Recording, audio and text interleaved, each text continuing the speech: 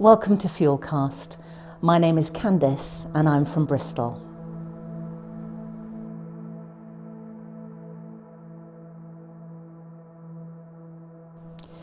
We all have an experience in our lives that we will never forget. And mine takes me all the way back to when I was at school. I was sat, probably taking a maths exam, and somebody knocked on the door, and it was the secretary to the headmaster. My head immediately went, why would the headmaster want to see me? And have I done some misdemeanor that would require me to be presented to him? I was really afraid, and I got up and followed her along the corridor where everybody was working. She kept the banter going with, wasn't it dreadful weather? And are we looking forward to the school concert? And as we got to the end of the corridor, she said to me, where do you meet your mother at the end of choir practice? Now, my mother parked in front of a no parking sign, and I thought, no, I can't possibly have been called out for that. Why would she be talking to me now? My mother's been doing this for years. And then I looked to where my mother parked, and I saw my mother standing there on her own, and my heart stopped. In that moment, I was really afraid. Something was wrong. Something was very wrong. I went the distance between her and I incredibly quickly. And as we walked together, she told me. She told me that my father was dead.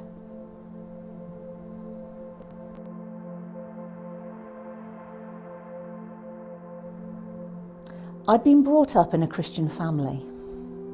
And in a Christian family, they tell you that when you're in trouble, you'll find the answer in the Bible.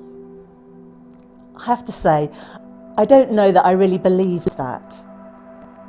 But on that occasion, with really nowhere else to look and nothing else to do, I find myself picking up God's word and turning at random. And I read Psalm 68, verse 5. And that says, I'm a father to the fatherless, a husband of widows. Can you imagine that? You know, there are, according to Google, over 780,000 words in the Bible, and I open it at random, and the 5 words, a father to the fatherless, are the ones that spoke to me. I have to be honest, my response wasn't that positive. In fact, I think I was really angry.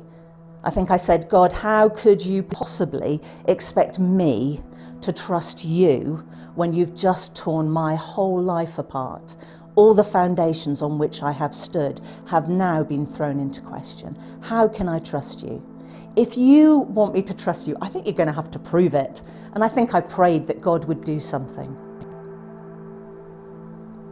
But having opened God's word, and out of over 31,000 different verses, found the one verse that spoke to me in my moment of incredible need. What had been head knowledge went to heart knowledge. That if I open up God's word, I might find things there that help me. That help me get perspective on what's happening in my life. That help me pray when I don't know how to pray.